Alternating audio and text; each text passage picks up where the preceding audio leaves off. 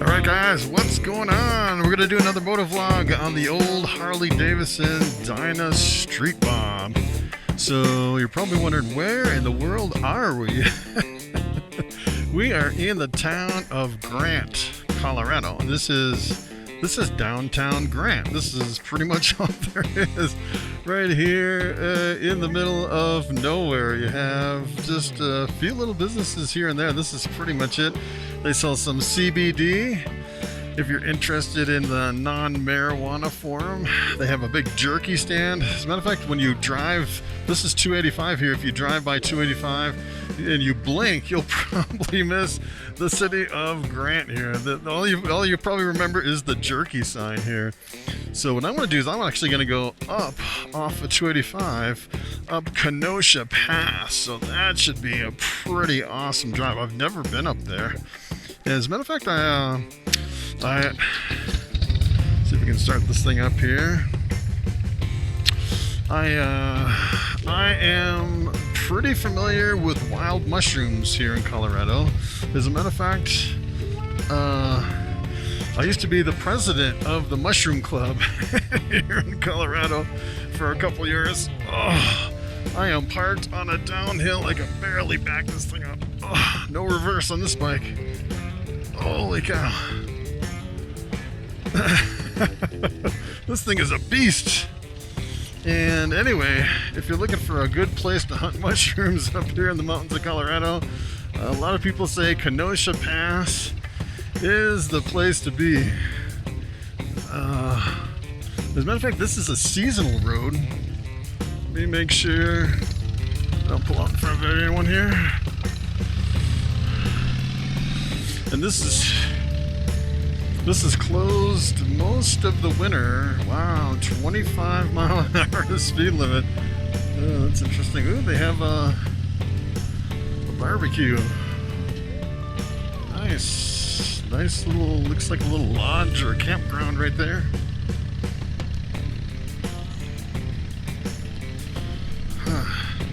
So today we are dodging the rain and the hail and the sun. When I left, it was like super hot. This is about half an hour from my house, so I drove down here. And at first I thought I passed it. It's really hard to find it because you just, you're not paying attention. You'll pass the road. And take a look at this road. It almost looks like, I was trying to make sure it was at least paved, because let me tell you, on this bike I'm trying to stay away from the gravel roads on this crazy bike. And I was wondering what the speed limit was on here. I didn't know if it was really fast. I did not know it was a 25-mile-an-hour road. These corners are sneaking up on you. And when I was looking at Google Maps, I was actually zooming down on the road to see if there was a dotted line. Usually if there's the dotted yellow line, that's a pretty safe bet. And then this one, there wasn't. So I was like, is that really a paved road, or is that gravel or dirt? And let me tell you, if you get on gravel or dirt with this bike, this big old Harley Davidson, it does not do very well. I don't know if any bike would if you had like really thick gravel and you're trying to drive through it. You almost need a car to handle those. So I'm kind of looking, I wanted to come up this road first just to kind of check it out. Look at how steep the sides are and how close the trees are. This is a pretty awesome drive.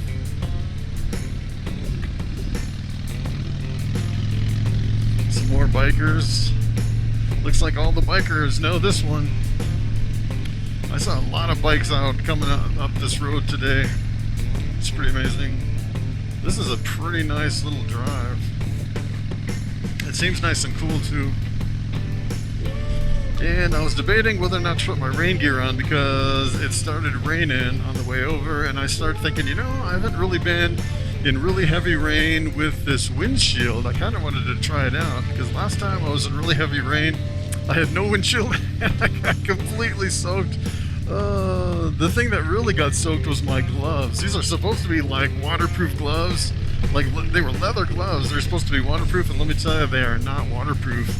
But I actually took some of that boot waterproofing for leather, And I put it on these gloves, so I'm hoping that if I get caught in the rain, they'll be somewhat waterproof.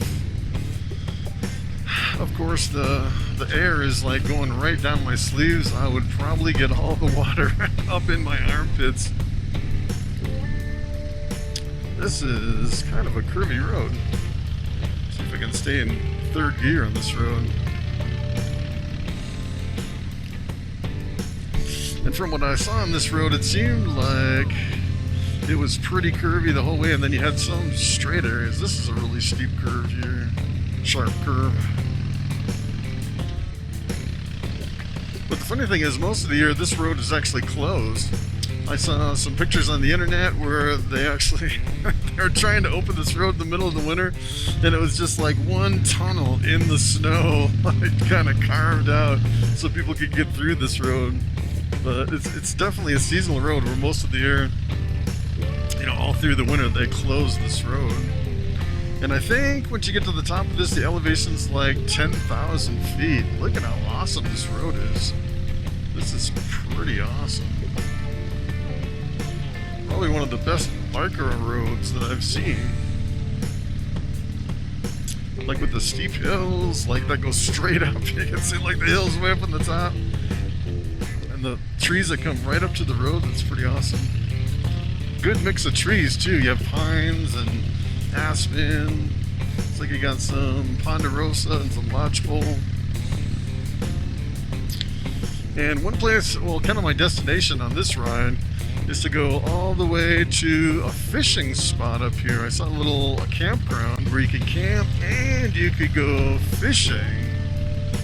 And I think it was about 35 minutes up this road, 40 minutes. And it was off to the right, so it'll be kind of interesting to see. Got some hikers bringing their dogs hiking. One thing you have to watch out about up here, we have a lot of mountain lions and bears, so you definitely want to be prepared for anything like that, especially if you go camping at night. You definitely want to be prepared for the bears. And that's usually like take your food and hang it really high in a tree. Yeah, I don't really camp at night up here in the mountains because I camp until the sun goes down. And then I'm a chicken, I'll like hide inside, you know, somewhere where I actually have walls, you know, solid walls, not just in a tent. But some people do brave it. Some people put like different bear deterrents sometimes. Probably the best one that I've seen, if you're thinking about camping up here, is electrical fencing. You can have like a little electrical fence with like a solar charger and put it around your campground. And I've seen that is pretty much the #1 way to deter bears up here in the mountains. Well, that's his 15 miles an hour through the pedestrian crossing. Which, let me tell you, I did not think this road was so slow up here through the mountains. It's really beautiful. I thought my last ride was really scenic. This one looks really scenic. Just don't want to get going too fast. So if you've been watching my videos on YouTube, you're probably wondering where I'm going with this new channel. I started a new channel. It's only like 2 weeks since I started my channel. It's called My Motorcycle Obsession. And hey, if you haven't subscribed, please subscribe. I'm trying to build a few subscribers to start out. And I thought I'd start with some motovlogs. First, just to get used to riding and get used to kind of like my motovlogging setup and my helmet with my microphone and my action camera. And then, you know, doing everything in Adobe Premiere, trying to edit everything. And I'm almost to the point where I kind of want to move to the next phase, which would be what I really want to do with this channel is I want to test drive brand new motorcycles from all different makes and models. So Harley Davidsons, Hondas, Yamahas, Kawasaki's, and then every year when the new bikes come out, do a test drive on all the new bikes. I haven't really seen anyone do that. I think it would be really neat to test drive every new bike every single year and see how it handles. because I know most people when they're driving a motorcycle, it's like, you know, I've driven quite a few motorcycles in my life. Back, you know, 20 years ago when I started riding. Whoa, look at this corner. Oh, I almost have to stop for this one. Oh my goodness, dragging pegs on that one. Wow.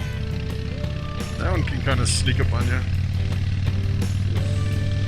But the funny thing about riding bikes is you get to the point where, you know, you think your bike is like the best bike out of all the bikes because you just haven't driven all the bikes.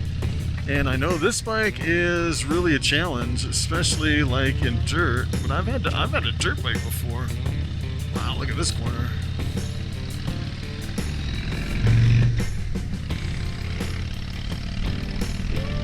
That's pretty cool. This is a yeah. So let me tell you, I've been definitely practicing on these corners and in the dirt and everything. And so far, I haven't dropped my bike. There's a few times where I thought for sure I was going to drop my bike, like get in the sand or the gravel. Or, as a matter of fact, I was coming home the other day from one of my Motovlogs, and I came into the driveway and I was looking over at the front of the garage to see if there was a package because I was expecting a package. I'm expecting some crash bars for this bike that I want to put on in case I lay down and actually lay it on the crash bars. So I was kind of focused over on the garage and I drifted to the left side of my driveway, and I have a dirt driveway, and I got in some really deep sand. It's almost like a sandy gravel dirt that you just sink right into and it just grabs your tire, and I thought for sure I was going down with this bike. That was probably the closest that I've got to laying this thing down. And then when I was on that gravel road, I think that Motovlog was like, I think it was named, I need to get off this road or something like that. That was crazy. I thought for sure I was going to lay that thing down. Oh, look at this. It really opens up. Boy, if we keep going, we may be able to have a snowball fight in the middle of summer.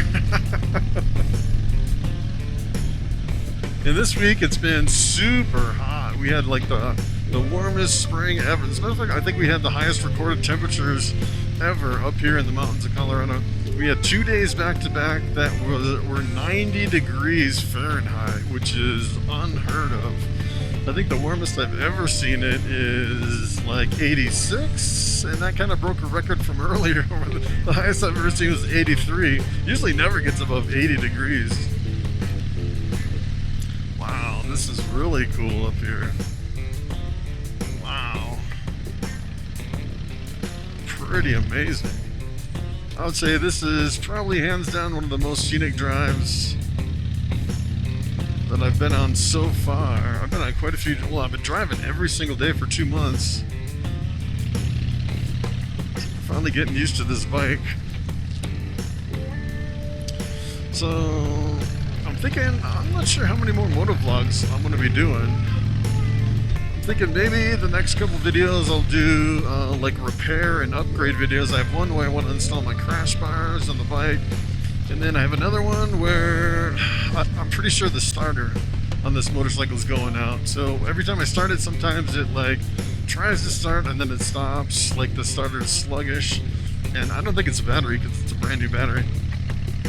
And then sometimes when I try to start it, it makes a horrible noise. Like it's like falling, like the starter is literally falling apart. It's just coming apart at the seams. And then sometimes I hear like some grinding and stuff when I'm starting it. So I actually ordered a starter. It should be here on Monday, and it sounds like it's pretty easy to just pop in a starter. It's only like a half-hour job. It's just 2 bolts that holds the starter in. So that's kind of the next videos that I'm going to make.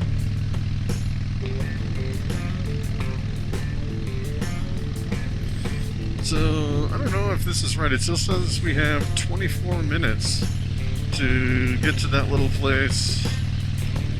Well, got a lot of lodge poles in here. So all the trees that are really straight and skinny with no bark on the bottom, those are lodge poles. That's what they make. That's what they use for a lot of the lumber you'd see at a lot of the lumber yards.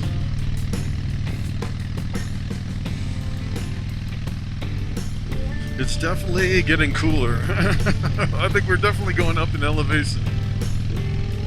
So I'm like, my house is like at 9,000 feet. It's like, yeah, well, I think it's like 8,700 feet. But so we're gonna go up to 10,000 feet, which is kind of crazy. And usually the higher you go, the colder it gets until you hit snow on the mountain peaks. And then there's usually snow until like late summer, and as soon as the snow melts on the highest peaks of the mountains, then it starts snowing again. It's pretty much the end of the summer. So depending on where you live, you could almost always have snow on your property, which is kind of crazy. I don't know if I'd want to live up that high.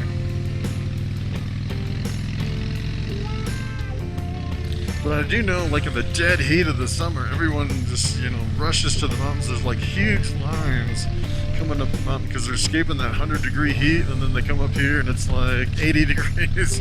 And then, you come up to the really high peaks up here, it's like 75 or 70 degrees. And then if you go really high, it's kind of weird because they still have snow, but it's warm. So sometimes you can get up here and it'll be like 75 degrees and you'll have a snowball fight in the middle of the summer, which is kind of the coolest thing ever up here in the mountains of Colorado.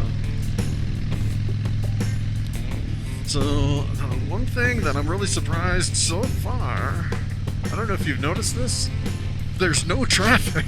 There's nobody up here. It's like, where's all the people? On this road, I would have thought this would have been packed because it is Friday night. You're coming up on the weekend. Usually on Fridays, everything gets really packed and there's a lot of people. When I was coming down 285, in certain spots, it was almost bumper to bumper. Everyone was like, rushing to the mountains. So I'm really surprised. Unless they know something I don't know. I don't know. This is a really beautiful drive.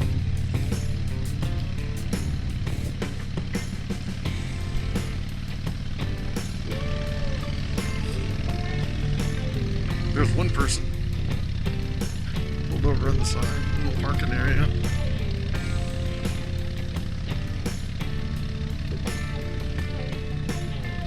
It could be that a lot of people are coming up on the weekends instead of on Friday.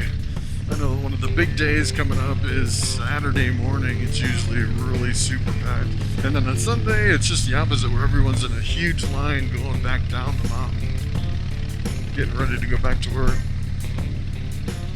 That's one thing I didn't realize. If you move up here in the mountains, there's usually no traffic unless it's really super hot down in the city. And then and if it's the weekend, then this is like bumper to bumper, which is weird. This is pretty cool, all these little wooden fences. I considered doing wooden fences like that on my property to keep the cows in. I have 4 Black Angus cows, and it's not really practical to fence off my 6 acres, especially with my bull, because my bull, he weighs probably like 3,000 pounds and he can pretty much push through just about any fence. And he'll get up on, I just had to check my back pocket, and I thought maybe I left my wallet in there. Hopefully I put my wallet back in my bag after I got gas. I definitely wanted to get gas before I came up here so I don't run out of gas. But this is kind of crazy. Check this out. This is like a first gear. Wow, this is pretty wild. Look at how scenic this is.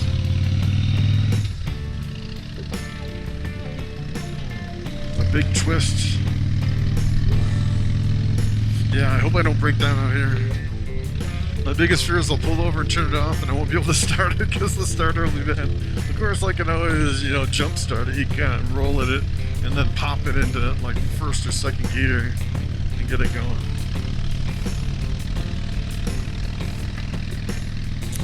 But I've been driving this bike every single day for 2 months now, trying to get out at least a half an hour. Well, I started out at a half an hour. Now I'm like going hours. On this ride, it's going to be probably like a 3-hour ride on this one. Driving out here in the middle of nowhere. Let me tell you, it is definitely getting cold. I'd say it's probably 60, maybe high 50s.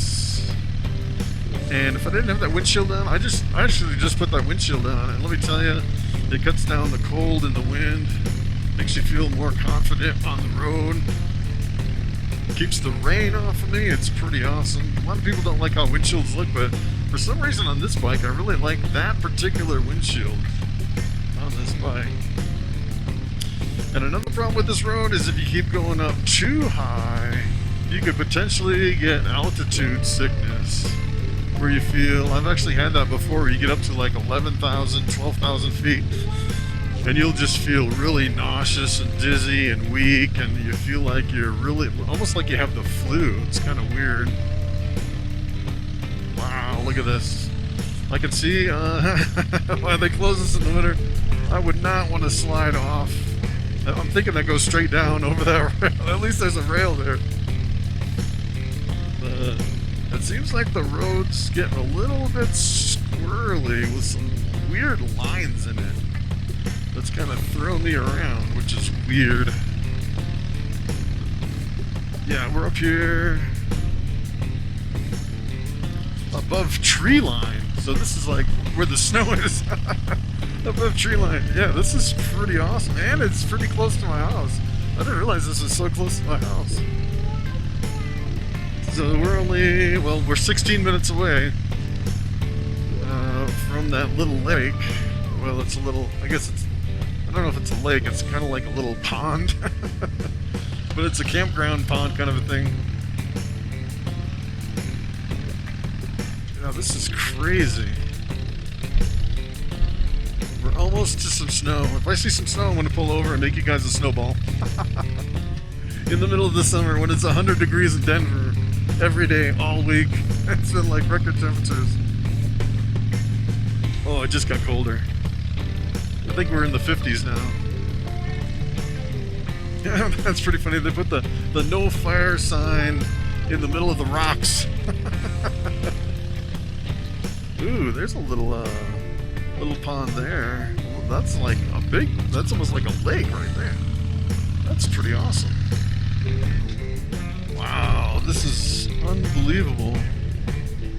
This is crazy. I did not know that this was here like this.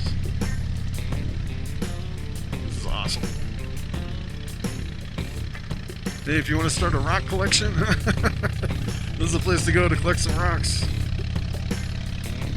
I've often thought about being like a, you know, a hobbyist, what do you call it, the guys that looks at rocks and kind of like pick through the rocks. I've seen a lot of people do really well out here.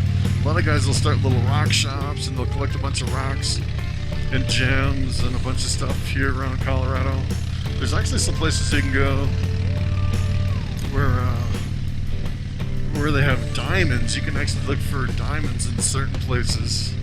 And sometimes you hear, you know, it's like, I think a lot of those places you have to actually pay to get into, and then you can look for diamonds, and some of those guys strike it rich looking for diamonds. And of course some people, you know, pan the rivers for gold, and you know, sometimes you can find a whole bunch of different gems other than, you know, like diamonds and gold, if you know what you're doing and looking for the right rocks. But the ones that kind of scare me is are the radioactive ones. Like, we have a lot of uranium and stuff like that here. So let me tell you, if I was out looking for rocks, I would definitely be bringing a Geiger counter to check it out. Wow, it's really cold now. If I go up too much further, I might have to pull out my heated vest and turn it on. It is pretty cold. Although that windshield's saving me. It might be, I'd say maybe in the upper 40s up here. When I left my house, it was probably 85. It might be 50 degrees, I don't know. I wish I had a little thermometer on this bike where I could tell what the temperature was, but let me tell you, it is getting really cold and we're still going up. Wow, look at this. We're like way above the tree lines, way up here. What do they call this? The alpine tundra. This It's like the really delicate ecosystems where they don't want you to go off the road. Wow, Guanella Pass summit area. This is the summit. The top of Guanella Pass. Wow, look at that. That's pretty awesome. Alright, so I'm going to pull over just for a second. I'll give you a little panoramic.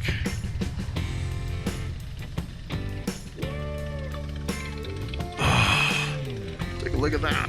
That's pretty awesome. The top of Guanella Pass.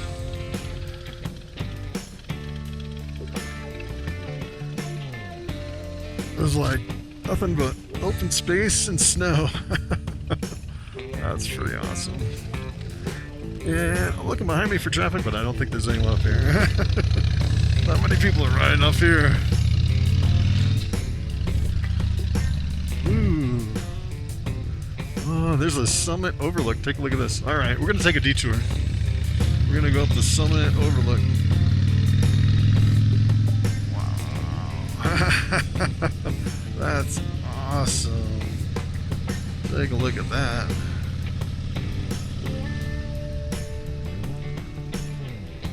This is like the best view in the house.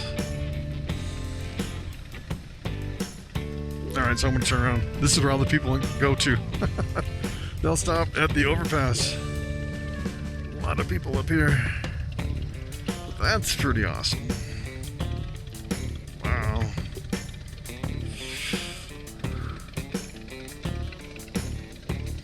I can definitely say I've never been up here. Alright, let's see if I can turn this beast around. Alright, I'm trusting this road that there's no gravel.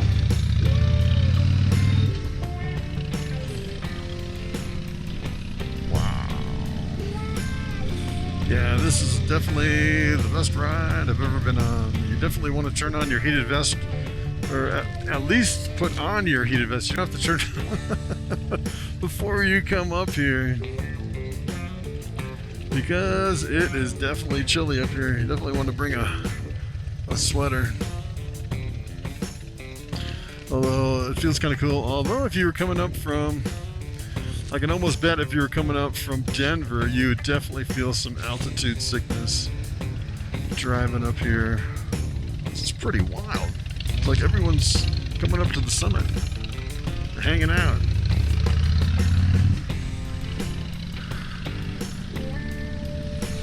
Alright, so the little pond that I wanted to go to, that's about 13 minutes away. So we'll check that out.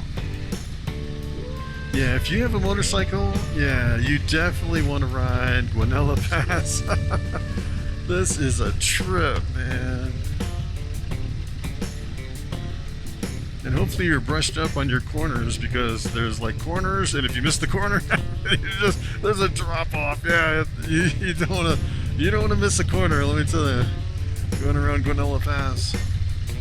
Oh my, look at that! It goes, it winds its way down, down, down. 10-mile-an-hour switchback. We are definitely going into first gear around this crazy corner. Alright.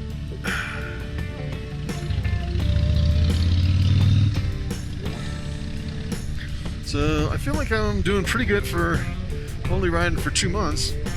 Let me tell you, when I first started and I went around my first corner, I thought I was going to fly off the road. And it was not good at corners. And I studied a whole bunch of YouTube videos, and I took a 3-day riding class. Oh, look at this. It's a 10-mile-an-hour switchback full of sand and gravel. I am going really super slow because I don't want to leave my bike. That's another thing. I've been riding so many challenging roads lately that I feel like every time I go out, my skills are like pushed to the limit. I always run into something. And so far I've been pretty lucky. I've only hit rain and hail once, and the hail was pretty much like pea-size hail. And the rain was like an hour and a half of drenching rain. And when I was in that rain, I had no windshield and I had no front fender. And all the water from the front wheel was coming up and hitting me in the helmet, which was awful. Oh, I had to like wipe my helmet every 15 seconds to get the mud off, driving in the rain, being pelted by the hail. That was like the worst ever. So I got my front fender on. Well, the funny thing is I brought my motorcycle into the shop to get the front fork seals done. And when they did the front fork seals, they said, yeah, the fender, it's too dangerous to put back on. And what happened was some of the bolts fell out of the front fender, and the mounting bracket got really stripped out on that front fender. So there was really no bracket to... Yeah, look at this. This is like... Alright, I'm almost like at a stop around that corner. This is definitely challenging me. As a matter of fact, going up is, I think, a lot more challenging, especially if you actually look on that last curve with all the sand in it, and then trying to go up and accelerate around the corner on top of the sand. I think it's a lot harder. Here's another one. These 10-mile-an-hour switchbacks are... This one, at least there's no sand on it.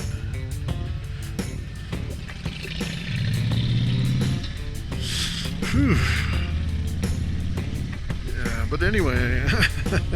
So what I did with that fender is I took that fender off and I got my welder out. And then I took 4 washers. I went to the hardware store and I got 4 washers, and I welded the washers onto where the mounting holes are on that front fender to really reinforce the mounting part of the fender. And I got new bolts and put it on, and let me tell you, my front fender is super solid. Torqued it up to specs, put some Loctite on it, and let me tell you, that front fender is not coming off. And then what I did, I just took some of the rattle can spray paints and I just kind of touched it up on where I welded it, kind of brushed it. So if you look real close, you can say, hey man, it's kind of right around the mounting brackets. You can tell it's kind of, boy, this is like, these corners are like driving class all over again. Go around this corner really slow. This is definitely not what I expected, these little switchbacks. And I'm sure the more I get used to, these curves and the roads and everything, I'm sure eventually I'll be able to take them a lot quicker. Well, this is weird. It almost looks like it goes in a circle. I don't know where that other one goes. But it's pretty wild. Oh, it just goes around. It's like a parking area. Huh. That's pretty wild. Alright, so this is saying 8 minutes to where I'm going to end the vlog. And I want to check out this, if it's really a little lake we can stop at. And kind of the camping area. There's a little campground right there. But I wanted to see the campground that goes right up against the water. It's like a little place you can fish. Apparently you can fish in there. But I think they wanted, I think it was like $23 a night or something. Wow, look at that. That's like one big wall of trees right there. Oh, I didn't have to go down the first gear on that one. Still trying to get used to my gears being on autopilot. It's like, wait a minute, my autopilot's not working. I shifted into the wrong gear, shifting without thinking about it. Pretty soon, if you ride your motorcycle enough, it's almost like you don't even think about shifting. You just automatically go into the proper gear.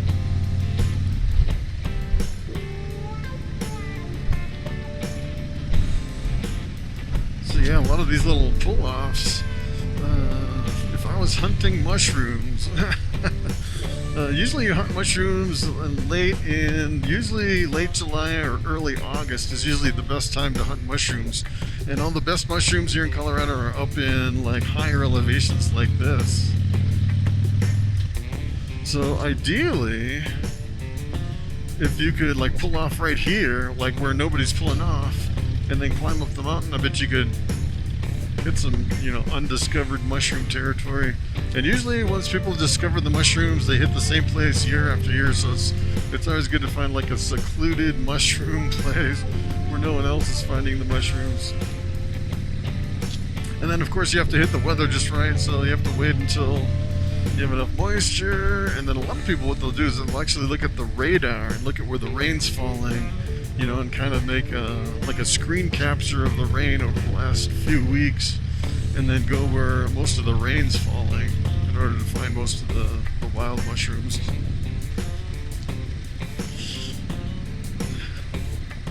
But yeah, I actually joined the Colorado Mycological Society years and years ago. It's probably been decades ago that I was actually doing that. And what we'd do as a club, we'd actually go out and everyone would collect mushrooms, and it didn't matter if you knew what they were or not, and then you find pretty much just like one of everything you could find, and then you'd bring it back, and then you put it on a big beach towel and lay out all your mushrooms. And then the experts would chime in and show you what all the mushrooms were and how to tell the difference between the lookalikes and everything. And let me tell you, that is definitely the way you want to learn mushrooms. You don't want to look in a book. A lot of the books have inaccurate or outdated information. Especially, there was one mushroom called Lexinum.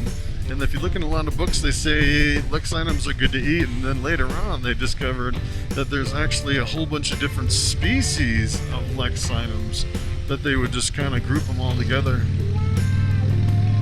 And someone actually had some bad reactions to some of the Lexinums, so then they kind of switched to saying, yeah, don't eat the Lexinums. And I see a lot of new mushroom guys saying, hey, I just ate these mushrooms.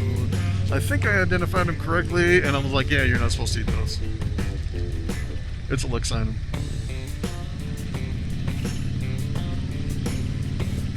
So it was interesting. People are kind of randomly pulled over around here. A little more activity down here. It says 4 minutes away till we get to this little... Wow, I didn't even know you could camp right there. People are just camping everywhere down here.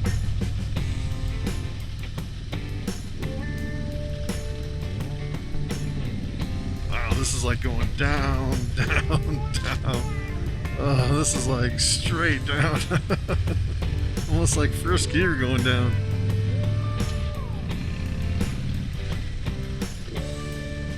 Crazy. 3 minutes away. This is a pretty fun ride, let me tell you. The most scenic. It's like a little hidden gem here in the mountains of Colorado. And if you keep following this, it'll bring you all the way to Georgetown. As a matter of fact, I think we're only like 5 minutes away from Georgetown, which is along I-70. I'm almost half tempted to go all the way to Georgetown, but I have to go all the way back and then process this video. That's one of the other things about these long videos. So if I actually have like a 40-minute video, the problem is usually I have to either reduce it down to like 20 minutes and cut out a lot of stuff, or if I leave it at 40 minutes, I have to have a really big file size. And with a really big file size, it takes me like 12 hours or longer to upload that video. I have a super slow internet connection that it takes me like 12 hours to upload 2 gigabytes through my phone line. It's ridiculous. And there's no other option up here in the mountains of Colorado, you know, as far as the internet. I had satellite for a while, but then every time it would snow or rain, the satellite internet would go out. And let me tell you, in the middle of the winter, it's always snowing. Like, every day it snows. So you're like, lose your connection. I was like, I need something more reliable. And then I ended up with the phone line. It's reliable, but it's slow. I'm always kind of struggling to get good quality on these videos and a decent file size where I can upload at least once a day. I've been trying to upload something every day. Wow, this looks like a big, those power distribution things.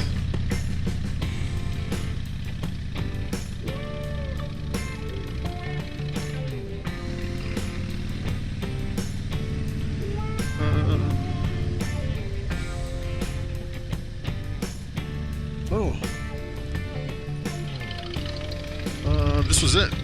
I think I just passed it. It said I was offline. Wait a minute.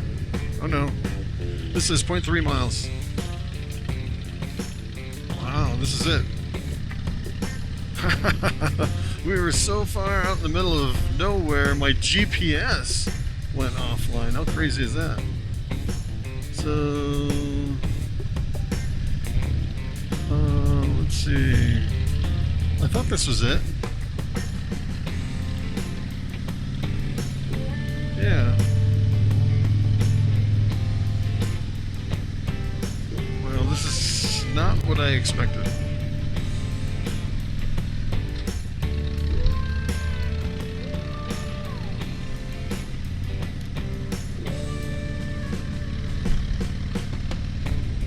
So, yeah. So there's another body of water right after this. I think that's what we want. Because that was not... Although this would be a good place to fish if you could get in there. I don't know if you could get in there. Makes me wonder if that's a little like a hydroelectric dam or something right there. Alright, so we'll go up just a little bit more and then we'll turn around, end the vlog. See what's up here. Because I think it was Clear Creek. Well, this is Clear Creek County. But it was the Clear Creek, no, that wasn't it. Oh, here we go. Here's the campground. Alright. This is what I came all the way up here for. Clear Lake Picnic Area, yes. Let's check this out. Let's see. Interesting. Looks like maybe it's a loop. Facility of the Georgetown Hydro Project. Interesting.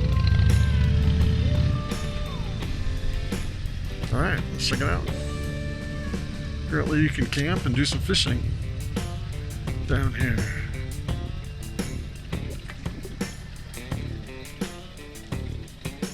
I think this actually ends right here. I don't know. I was wondering how hard it'd be to get down to the water.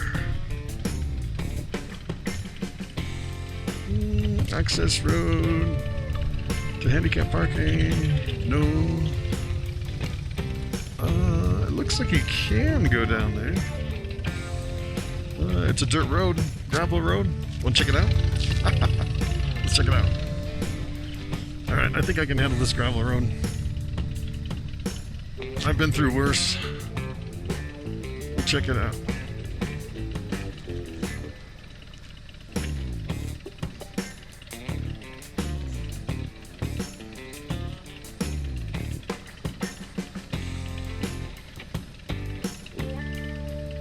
Cool. This is pretty awesome.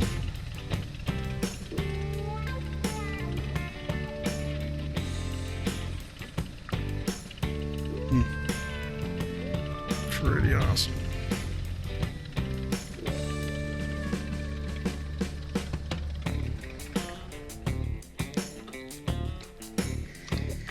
How cool is that?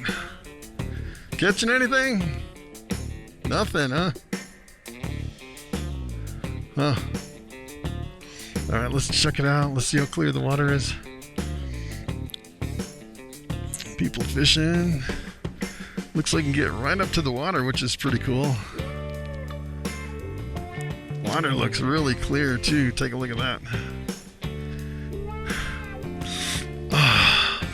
If you're brave, you could drink it. Wow, that's awesome.